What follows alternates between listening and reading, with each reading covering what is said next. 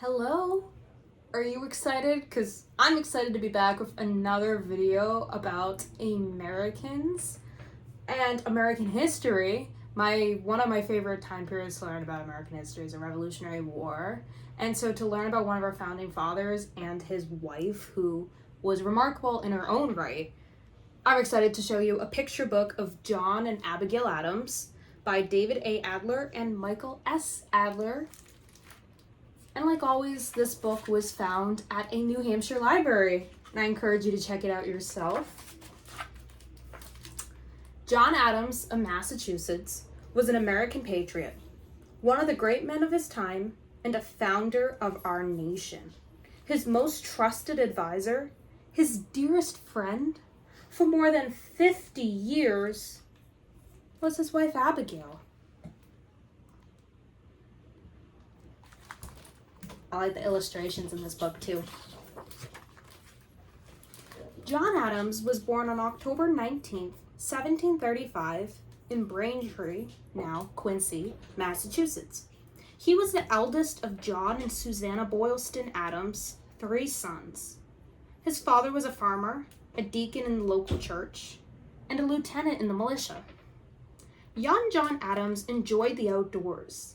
In the spring and summer, he swam, rolled hoops, sailed toy boats, and flew homemade kites. In the late fall and winter, he sledded, skated, and hunted.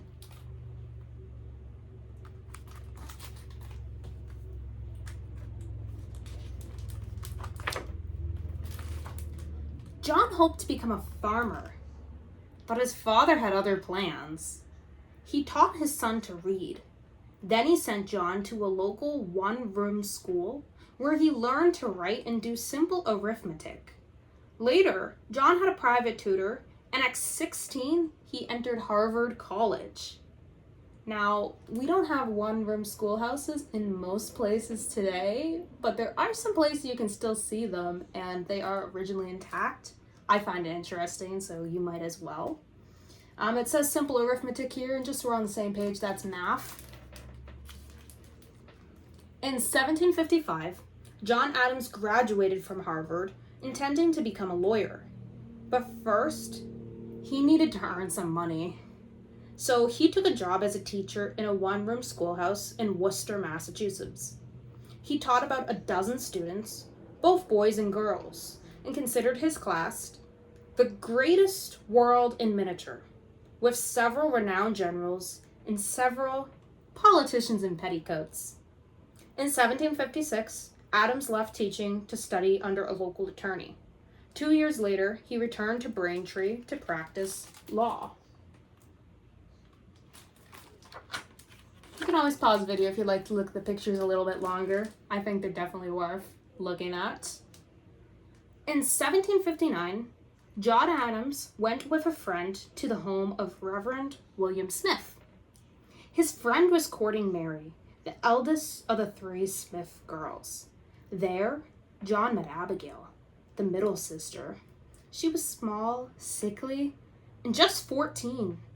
He was short, overweight, and difficult. Neither Abigail nor John was greatly impressed with the other.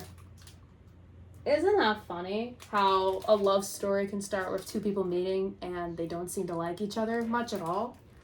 Well, spoiler alert, that is going to change by the end of the story. Abigail Smith was born on November 11th, 1744 in Weymouth, Massachusetts, to the Reverend William Smith and Elizabeth Quincy Smith. Her mother's family was among the most prominent in colonial Massachusetts. John Adams returned often to the Smith house, sometimes with his friend, and sometimes to borrow books from Reverend Smith's library.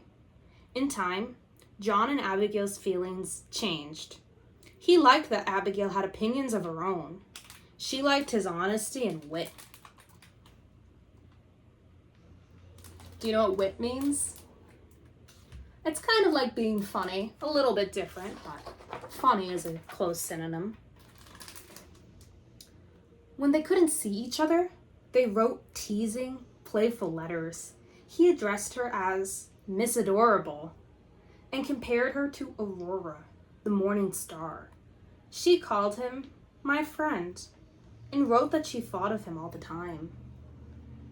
John Adams and Abigail Smith married on October 25th, 1764, in the Smith home. Then they moved to Braintree and later to Boston.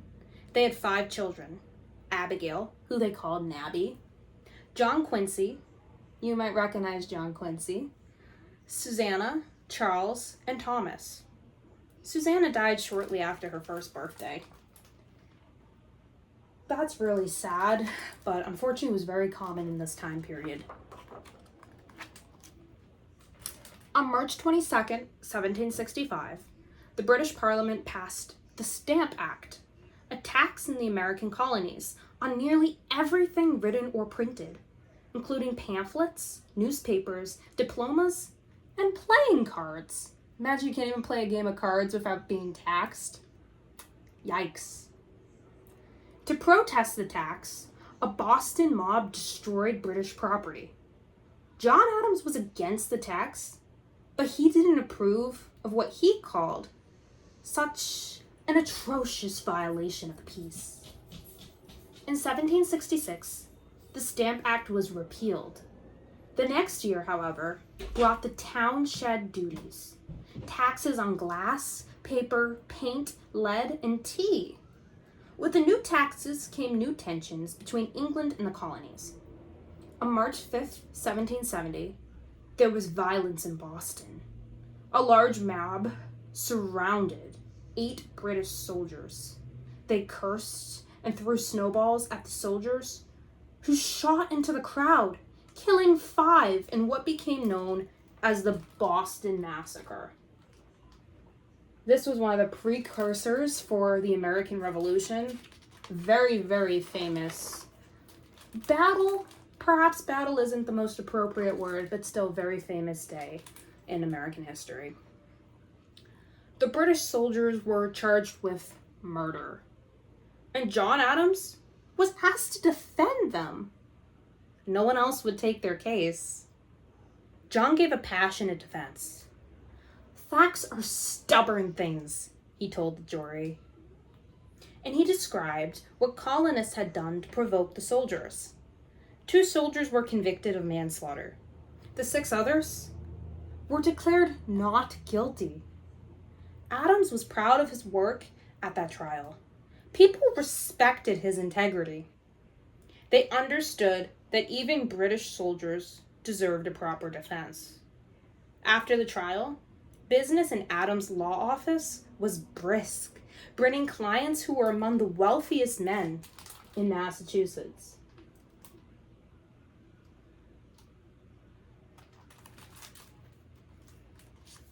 You may have heard that quote before: "Facts are stubborn things." People say it almost ironically today. Anyway, March 5th, 1770, the same day as the Boston Massacre, Parliament repealed all but one of the townshed duties: the tax on tea.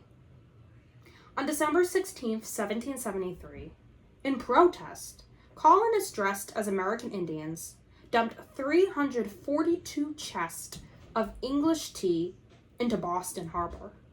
Members of Parliament were furious and closed the port of Boston, which cut off trade and basic supplies. They forced American colonists to feed and house British soldiers. These, and other laws, became known in America as the Intolerable Acts. "The flame is kindled," Abigail wrote to a friend. The American colonies were headed towards revolution. And this couple was in the midst of it all. What a time to be alive. Imagine that. In September 1774, John represented Massachusetts at the Continental Congress in Philadelphia. He and the other delegates protested the Intolerable Acts and resolved to prepare for war. On April 19th, 1775, shots were fired at Lexington in Concord, Massachusetts. The war with Britain had begun. John Adams returned to Philadelphia for the Second Continental Congress. His family remained in Boston, dangerously close to the battlefield. With more than 300 miles separating them, John and Abigail wrote each other letters. But these were less playful than the letters they wrote when they were courting. The constant roar of the cannon is so distressing that we cannot eat, drink, or sleep, Abigail Adams wrote. She also warned her husband to be generous and favorable, but not to put too much trust in the delegates who had slaves.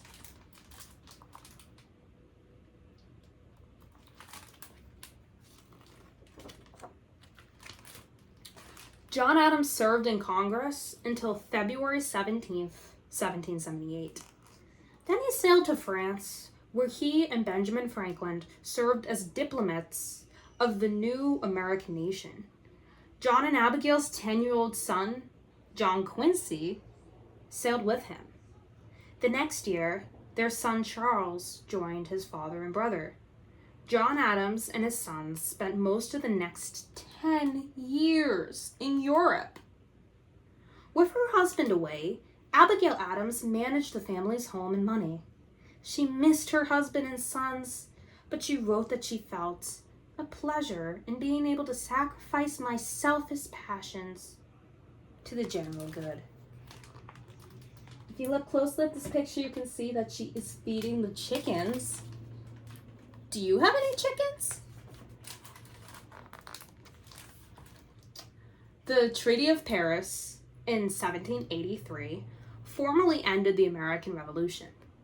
King George III in the British Parliament officially recognized the new nation, the United States of America. In 1784, Abigail and Nabby joined John and the boys in London, where beginning in 1785, John served as America's first ambassador to Great Britain. Imagine that. America and Great Britain had diplomatic relations shortly after the war. Hard to believe, but as of today, both nations still have diplomatic relations. By the time they returned home in March 1788, a new federal constitution had been drafted. In February 1789, George Washington was elected the nation's first president, and John Adams, its first vice president. They were re-elected in 1793. While her husband was vice president, Abigail Adams lobbied the new government for equality of all education for both men and women. If you remember earlier in the story, when John Adams was a teacher, he taught both girls and boys in his class, which was uncommon at the time. In 1797, George Washington retired to Mount Vernon, Virginia. John Adams narrowly defeated Thomas Jefferson and became the nation's second president. Abigail promised she would be his fellow laborer, and she was. No man ever prospered in the world, she later wrote, without the consent and cooperation of his wife. In 1800, the nation's capital was moved from Philadelphia to Washington, D.C. The Adams were the first to live in the executive mansion, soon to be known as the White House. During Adams' 4 years as president, the French seized hundreds of American ships and then demanded to be paid just to talk of peace. Adams refused, bringing the two nations to the brink of war. Adams kept the peace, but he lost the support of many Americans. He was defeated by Thomas Jefferson in the presidential election of 1800. John and Abigail retired to their home in Quincy, Massachusetts. In February 1803, their son John Quincy was elected to the Senate. In 1824, he was elected the nation's 6th president.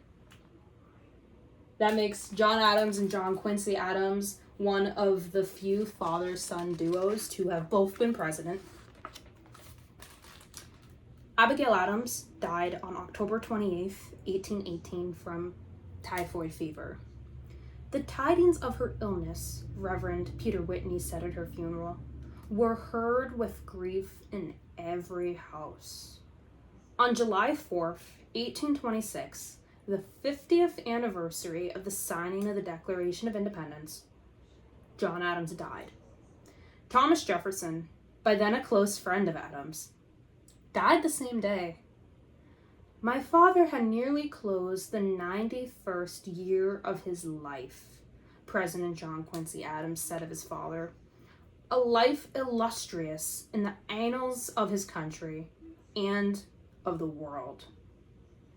John and Abigail are buried side by side in the United First Parish Church in Quincy, Massachusetts.